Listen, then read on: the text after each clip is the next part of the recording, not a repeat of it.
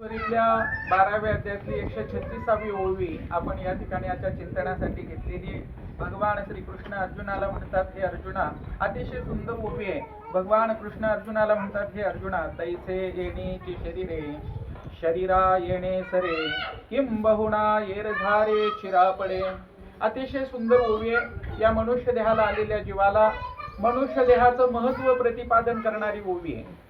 भगवान श्रीकृष्ण अर्जुनाला म्हणतात, ज्ञानेश्वर माऊली तुम्हा आम्हाला या ठिकाणी सांगायला लागलेले आहे, याच शरीराला येणं सरतं. अर्थात आपली जी एरझारा चालू आहे ती एरझारा या ठिकाणी याच शरीरानं आपल्याला संपवता येते, अन्य शरीरानं ती संपवता येत नाही.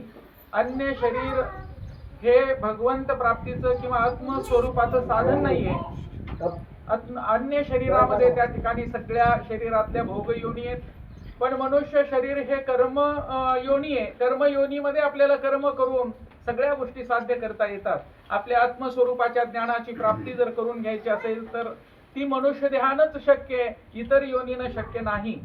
इतर योनी ह्या प्रारब्धाप्रमाणे आपापल्या त्या ठिकाणी भोगामध्ये रूढ असतात, पण मनुष्य शरीरानं मात्र त्या ठिकाणी आपल्याला वेगवेगळी कर्म करता येतात. आणि वेगवेगळी कर्म करून आपल्याला आपल्या आत्मस्वरूपाची प्राप्ती असेल, भगवंताची प्राप्ती असेल किंवा जन्म मरणाचा फेरा असेल, हे सगळं चुकवण्याचं साधन जर एकमेव कुठलं असेल तर मनुष्य देह आहे. आणि म्हणून मनुष्य देहाला फार मोठं महत्व आहे. मनुष्य देह आणि बाकीच्या इतर देहामध्ये सगळ्या क्रिया सारख्या आहेत, पण भगवंत प्राप्तीचं जे साधन आहे ते फक्त मनुष्य देहानंच साध्य करता येतं. भागवतामध्ये नाथ महाराजांचं प्रमाण आहे, आहार निद्रा भय मैथुन सर्व योनीसी समसमान, मनुष्य देहीचे ज्ञान अधिक जाण सर्वासी.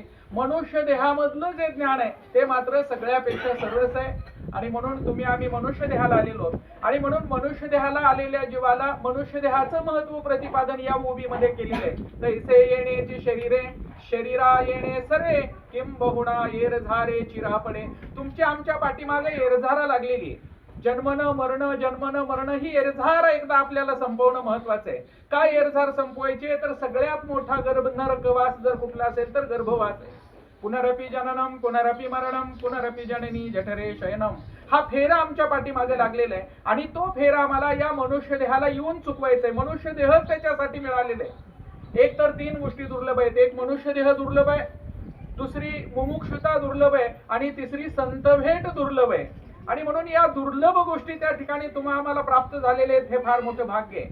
मनुष्य देह तुम्हा आम्हाला प्राप्त झाला हे फार मोठं भाग्य. मनुष्य देह सहजासहजी मिळत नाही. मनुष्य देह तेव्हाच मिळतो जेव्हा पाप आणि पुण्य समान होतं, तेव्हाच मनुष्य देहाची प्राप्ती होते. नाहीतर मग 84 लक्ष योनी कोटी कोटी फेरा मग लागे वारा मनुष्य देहाचा. आणि मग नाहीतर सगळ्या योनीमध्ये फिरून फिरून या देहाची प्राप्ती होते. आणि आज तुम्हा आम्हाला हा दुर्लभ नरदेह प्राप्त झालेला आहे आणि म्हणून आपण भाग्यवान आहोत. दुर्लभ नरदेह जर प्राप्त, आमच्या भागवतामध्येच नाथ महाराजांनी प्रमाण दिलेले, व्याघ्रसिंहाचे दूध जोडे चंद्र अमृत ही हाता चढे, परी हरिप्रिया भेटीना तुडे दुर्लभ गाडे मृत्यूलोक. लोका एक तर संत महात्म्याची भेट होणं दुर्लभ आहे आणि नरदेह प्राप्त होणं दुर्लभ आहे. बाकीच्या सगळ्याच गोष्टी प्राप्त होतील पण नरदेह सहजासहजी प्राप्त होत नाही. पुनर्वित्तम पुनर्मित्रम पुनर्भार्या पुनर्मही एतत् सर्व पुनर्लभेन शरीर पुन्हा पुन्हा. हे शरीर पुन्हा मिळत नाही, बाकीच्या सगळ्याच गोष्टी पुन्हा मिळत आहेत. आणि म्हणून शरीर मिळणं ही दुर्लभ गोष्ट आम्हाला प्राप्त झालेली आहे. संत महात्म्याची भेट होणं हे दुर्लभ आहे आणि तेही आम्हाला या ठिकाणी प्राप्त झालेलं आहे. आणि इथं तर विचारच करायचं नाही. इथं तर म्हणजे मठाधिपती आहेत, मठ आहे आणि त्याच्यामुळं संत महात्म्याची या गावाला तर मला वाटतं कमतरता नाहीये. अर्थात संत महात्मे इथंच आहेत आणि त्याच्यामुळं ही भेट दुर्लभ आहे. आणि तिसरी जी गोष्ट आहे ती मुमुक्षुता, ती दुर्लभ आहे. मुमुक्षुता सगळ्यांच्या मध्ये निर्माण होत नाही. मुमुक्षुता म्हणजे त्या ठिकाणी खरोखरच आत्मस्वरूपाचं ज्ञान प्राप्त करून घेण्याची तीव्र इच्छा, या संसार बंधनातून मुक्त होण्याची तीव्र इच्छा, तिचेच नाव मुमुक्षुता. आणि ही मुमुक्षुता त्या ठिकाणी आपल्यामध्ये निर्माण होणं अत्यंत आवश्यक आहे. आणि म्हणून आज इथं जी मंडळी गोळा झालेली ते केवळ सगळे मुमुक्षु आहेत. आत्मस्वरूप नित्य आहे, त्याच्या व्यतिरिक्त सर्व नित्य आहे असा मनाचा निश्चय, त्याचं नाव विवेक. आणि म्हणून या विवेक संपन्न जीवाला या ठिकाणी खरोखरच एक चांगला योग प्राप्त होतोय. आणि ही मुमुक्षुता त्या ठिकाणी आज तुमच्या आमच्यामध्ये निर्माण झालेली आहे. संसार बंधनातून मुक्त होण्याची तीव्र इच्छा, तिचंच नाव मुमुक्षुत आहे. आणि ती मुमुक्षुता सुद्धा मनामध्ये निर्माण होणं, ती मुमुक्षुता निर्माण झाल्याशिवाय त्या ठिकाणी अशा सत्संगाचे कार्यक्रम आयोजित होत नाहीत. अर्थात ती मुमुक्षुता यांच्यामध्ये निर्माण झाली, ती तीव्र इच्छा निर्माण झाली आणि म्हणून हा कार्यक्रम या ठिकाणी आपण घेतला. म्हणजे मुमुक्षुता आम्हाला प्राप्त झालेली आहे ते भाग्य, नरदेह प्राप्त झाला तेही भाग्य, आणि संत भेट झाली हेही फार मोठं भाग्य. आणि त्यातल्या त्यात ह्या संतांच्या भूमीमध्ये आपला जन्म झाला हे तर फार मोठं भाग्य आहे. कारण ही महाराष्ट्र संतांची भूमी आहे, बरोबर आहे. या भरतखंडामध्ये जन्माला येणं फार मोठं भाग्य आहे. भरतखंडे नरदेह प्राप्ती हेतम परम भाग्याची संपत्ती, येथे ही विवेकू परमार्थी त्याचा वशवर्ती मी परमात्मा. स्वतः भागवतामध्ये नाथ महाराजांनी वर्णन केलेलं आहे की खरोखर बाबा या ठिकाणी या भरतखंडामध्ये जो जन्माला येतोय तो भाग्यवान आहे. का भाग्यवान आहे तर इथं देवानी अवतार घेतलेले आहे, इथं संत महात्म्यांनी अवतार घेतलेले आहे या भरतखंडांमध्ये. आणि म्हणून या भरतखंडाला फार मोठं महत्व आहे. आणि तुम्हा आम्हाला या ठिकाणी जन्म मिळाला हे फार मोठं भाग्य आहे. संतांनी आम्हाला त्या ठिकाणी ज्ञानोबा तुकोबारायासारखे संत इथं प्राप्त झाले. संतांनी वारकरी संप्रदायासारखा पंथ आम्हाला सांगितला. ज्ञानेश्वरी गाथा, ज्ञानेश्वरी आमचा गाथा असेल ज्ञानोबाचा, हे ग्रंथ आम्हाला दिले. आणि खरोखर वारकरी संप्रदायाचा सारखा पंथ आणि आमचा पंढरीश पांडुरंगासारखा भगवंत हे आमच्या महाराष्ट्राचं वैभव आहे.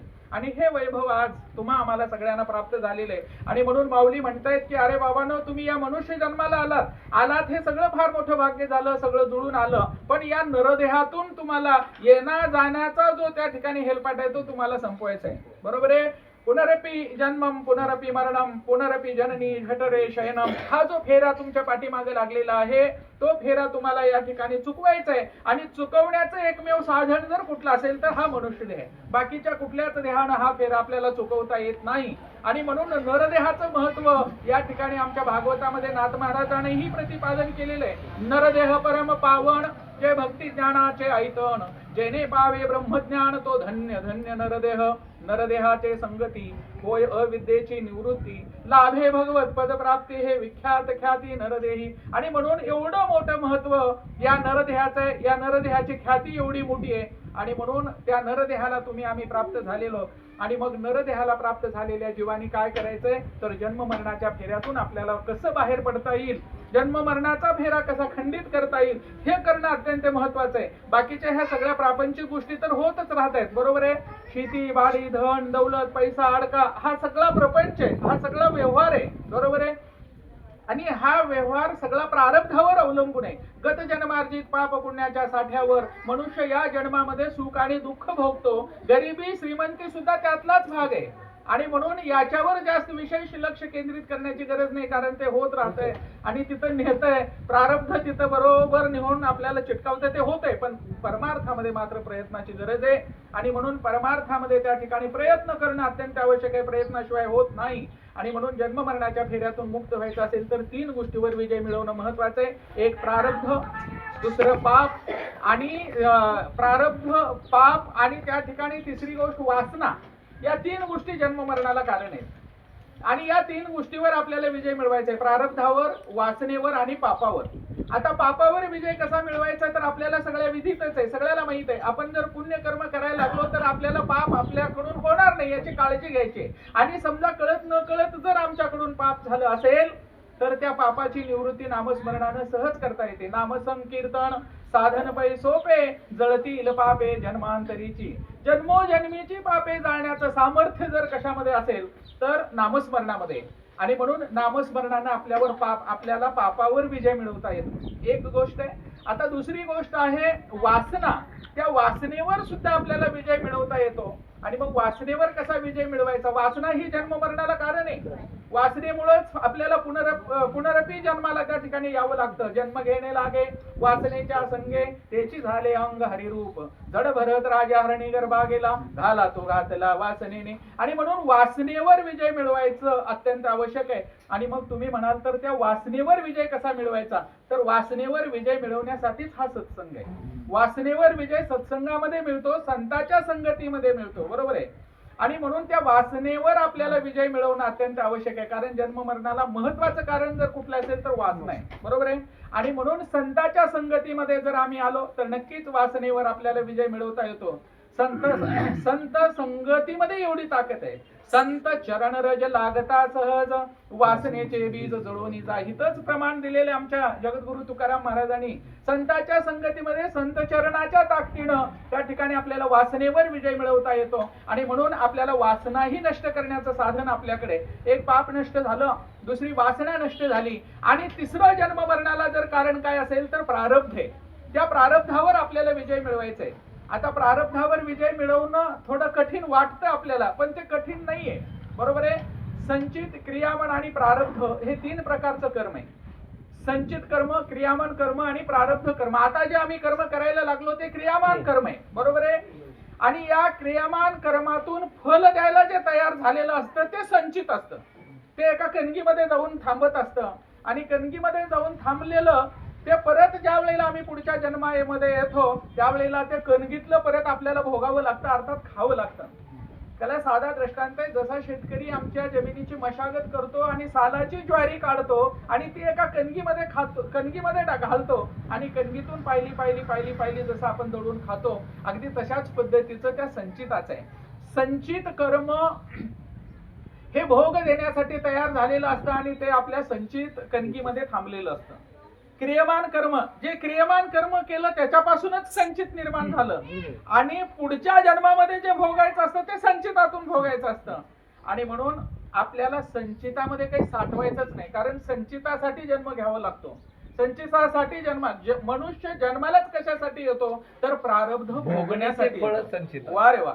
प्रारब्ध भोग भोगण्यासाठी मनुष्य जन्माला येतो, आणि म्हणून आपल्याला प्रारब्ध संपवायचंय, बरोबर आहे. आणि म्हणून संत महात्म्याला प्रारब्ध काहीच करत नाही, बरोबर आहे. संचित क्रियामान आणि प्रारब्ध हे क्रियमान भोग, हा, या सगळ्या गोष्टी आपल्याला संतांना त्या ठिकाणी बाधत नाही, आणि त्याच्यावर विजय मिळवण्याची ताकद संतांची असते. आणि मग आपल्याला त्या प्रारब्धावर जर विजय मिळवायचा असेल तर अगोदर संचित त्या कणगीमध्ये साचू द्यायचं नाही, आणि मग संचित साचू द्यायचं नसेल तर मग क्रियमान कर्मामध्ये आपलं कर्म करण्याचं ध्येय वेगळं पाहिजे. क्रियमान कर्म निष्काम कर्म व्हायला पाहिजे, आणि जे जे आम्ही कर्म करतोय त्याचा कर्ता आपण व्हायचं नाही.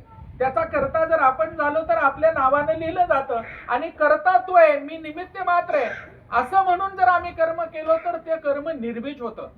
ते कर्म फळ द्यायला तयार होत नाही. जसं एखादं भाजलेलं बी उगवत नाही, तसं चालू कर्म, क्रियमान कर्म जर आम्ही निर्बीज केलं तर ते संचित रूपाने साचत नाही, आणि प्रारब्ध रूपाने भोगायची पाळी येत नाही. आणि म्हणून क्रियमान कर्म करताना मात्र ते निर्बीज करायला पाहिजे. जगद्गुरु तुकाराम महाराजांचं प्रमाण आहे, बीज भाजोनी केली नाही आम्हा जन्म मरण नाही, आकाराचे कैचा ठाव देह प्रत्यक्ष झाला देव. ही ताकद त्या ठिकाणी त्या कर्माची. आणि म्हणून ते कर्म आपल्याला निर्बीज करायचंय, आणि ते कर्म जर निर्बीज केलं तर मग संपलंच, आपल्याला संचित उरत नाही, आणि संचित नाही उरलं तर ते संचित प्रारब्ध रूपाने भोगायची पाळी येत नाही. अर्थातच जन्म मरणाचा फेरा आपल्याला सहज त्या ठिकाणी चुकवता येतो. आपण आपलं सध्याचं जे कर्म आहे ना ते प्रत्येक गोष्ट मी केली म्हणतो, मी केली, माझ्यामुळं ते सगळं झालं, मी करतोय म्हणून ते होतंय असं म्हणून दुसऱ्याचं ओझं डोक्यावर घ्यायची आम्हाला सवय आहे, बरोबर आहे. का पुढीला ज्ञानेश्वरी मधलं प्रमाण आहे, का पुढीलांचे ओझे जरी का आपुल्या माथा घेईचे तरी कान दाटीचे धनंजया. दुसऱ्याचं ओझं डोक्यावर घ्यायचं आणि मला ओझं झालंय म्हणायचं, याच्यामध्ये काहीच अर्थ नाहीये. आणि म्हणून कर्माचा जर करता आपल्याला बनायचं नाही, कर्माच्या कर्त्याचं सगळं श्रेय भगवंतावर त्या ठिकाणी ढकलायचं. चांगलं असेल वाईट असेल सगळ्या कर्माचा करता तू आहे, एक मी निमित्त मात्र आहे, बरोबर आहे. आणि असं मी निमित्त मात्र आहे अशा पद्धतीने जर आम्ही कर्म करायला गेलो तर नक्कीच ते कर्म त्या ठिकाणी आपल्याला बाधत नाही, आपल्या खात्यावर लिहिलं जात नाही. आणि आपल्या खात्यावर लिहिलं नाही गेल्यामुळं त्या ठिकाणी खरोखरच आपली चित्रगुप्ताकडची जी वही आहे, जी पर्सनल फाईल आपली चित्रगुप्ताकडे, तो गुप्ताकरची पर्सनल फाईल आपली कोरी राहील आणि कोरी राहिल्यामुळं आपल्याला जन्म मरणाच्या फेऱ्यातून बाहेर पडणं सोपं राहील आणि पुढच्या जन्माला येणं अजिबात त्या ठिकाणी खंडित होईल, पुढचा जन्म होणार नाही. आणि म्हणून जन्म मरणाला जर कारण काय असेल तर प्रारब्ध, पापवासना आणि त्याच्यानंतर या ठिकाणी हे प्रारब्ध आणि प्रारब्ध या तिन्ही गोष्टीवर त्या ठिकाणी आपल्याला विजय मिळवायचा आहे. आणि विजय मिळवण्यासाठी फक्त हा मनुष्यदेह एकमेव साधन आहे, यापेक्षा दुसरं कुठलंच साधन सर्वश्रेष्ठ नाहीये. आणि म्हणून मनुष्यदेहाला फार मोठं महत्व आहे. नरदेहाचे निज्ञाने सच्चिदानंद पदवी घेणे एवढा अधिकार नारायणे कृपावलोकने दिधला. आणि एवढा मोठा अधिकार तुम्हाला या नरदेहाला प्राप्त करून दिलेला आहे. आणि म्हणून हा नरदेह जोपर्यंत हातात आहे तोपर्यंत आपण ही असाध्य गोष्ट त्या ठिकाणी साध्य करायची. आणि ही जर गोष्ट आम्ही साध्य केली तर नक्की नरदेहाचं सार्थक झालं म्हणून समजायचं. आणि मग जर आपण ह्या गोष्टी नाही केल्या, नुसता जर आम्ही प्रपंचच करत राहिलो तर मग जसा आला तसा गेला आणि मग परत अजून जन्म मरणाच्या फेऱ्यामध्ये तो अडकतोय. ही गोष्ट त्या ठिकाणी आपल्याला ठीक आहे, आपल्याला नरदेह मिळाला, आपल्याला संसार सोडा असं अजिबात म्हणायचं नाही, प्रपंच सोडा असं म्हणायचं नाही. ते करायचं. कुठल्या संतांनी सांगितलं की तुम्हाला प्रपंच करू नका, तो सगळंच सोडा, तिकडे तुळशीपत्र ठेवा आणि इकडे या? बरोबर आहे. संसार करावा नेटका, दिसू देऊ नये फाटका आणि परमार्थ साधावा घटका. एक घटका बरं तर इकडे परमार्थामध्ये, पण आज परमार्थाचा ऱ्हास व्हायला लागलेला आहे. आम्ही धर्मापासून दूर जायला लागलेलो आहे. आमच्या धर्माने सांगितलेल्या ज्या नीती आहेत, ज्या रूढी आहेत, ज्या परंपरा आहेत, त्या परंपराला तिलांजली आपण द्यायला लागलेलो आहे. आज वर्णसंकर व्हायला लागलेले आहे. धर्माप्रमाणे त्या ठिकाणी आज पाश्चिमात्य संस्कृतीचं अनुकरण आपल्याकडून व्हायला लागलेलं आहे. पौरात्य संस्कृती आम्ही विसरायला लागलेलो आहोत. आणि म्हणून आपली जी संस्कृती आहे, आपला जो धर्म आहे, तो धर्म त्याचं रक्षण करणं अत्यंत आवश्यक आहे. त्या धर्माला त्या ठिकाणी आपण जागृत ठेवणं महत्वाचं आहे. कारण आमच्या पसाय दानामध्ये माऊलींनी सांगितलेले आहे, जे खळांचे व्यंकटी सांडो तया सत्कर्मी रती वाढो भूता परस्परे पडो मैत्र जीवाचे. आणि खरोखरच त्या ठिकाणी असला मैत्रीपूर्ण भाव तुमच्या आमच्यामध्ये सगळ्यामध्ये निर्माण होणं अत्यंत आवश्यक आहे. आणि एवढंच नाही तर आपल्याला या धर्माचा सूर्य त्या ठिकाणी उगवणं अत्यंत, स्वधर्माचा सूर्य उगवल्याशिवाय हा आपला सगळा अंधकार नाहीसा होणार नाही. हे माऊलींनी त्या ठिकाणी आपल्या प्रसायदानामध्ये नमूद केलेलं आहे. आणि म्हणून सगळ्यांनी आपण धर्माप्रमाणे वागूया आणि या नरदेहाचं त्या ठिकाणी सार्थक करूया. आणि नरदेहाचं सार्थक करायचं असेल तर सगळ्यात मोठी गोष्ट आहे नामसंकीर्तन. तुम्हाला नामचिंतन करणं अत्यंत आवश्यक आहे. नामचिंतन हे सगळ्याच संकटावर त्या ठिकाणी दूर करतं, एवढी ताकद नामस्मरणामध्ये. आणि म्हणून नामस्मरण घेणं अत्यंत आवश्यक आहे. भगवंताच्या नामस्मरणाचं चिंतन करा, भगवंताच्या नामस्मरणामध्ये रत राहा. ही जर परिस्थिती आम्ही कायम ठेवली तर नक्कीच आमच्या या देहाचं सार्थक झाल्याशिवाय राहणार नाही. आणि म्हणून या ठिकाणी माऊली म्हणताय, तैसे येण्याचे शरीरे शरीरा येणे सर्वे किंबहुना येर झारे चिरा पडे. आणि मग मात्र याच शरीरानं शरीराला येणं संपवतं, येण्या जाण्याला चिरा पडते. आणि एकदा का चिर पडलेलं भांड त्याच्यामध्ये पाणी साचत नाही. तसं नरदेहाला या ठिकाणी आपल्याला जन्माला येणारे जे भांडे त्याला आपल्याला फोडायचंय, त्याला आपल्याला चिरा पाडायचंय. मग ते प्रारब्धाला असेल, ते वासनेला असेल किंवा ते पापाला असेल, या सगळ्या गोष्टीवर आम्हाला विजय मिळवायचा आहे आणि या जन्म मरणाच्या फेऱ्यातून मुक्त व्हायचंय. हाच उद्देश या भूमीमध्ये माऊलीने या ठिकाणी प्रतिपादन केला. बरोबर आहे. झालेली सेवा आमचे बरेच अजून या ठिकाणी प्रवचनकार आहेत. झालेली सेवा सद्गुरूंच्या चरणावर, श्रोते मायबापांच्या चरणावर समर्पित करतोय आणि प्रवचनाच्या सेवेला पूर्ण विराम देतोय. विठ्ठल विठ्ठल.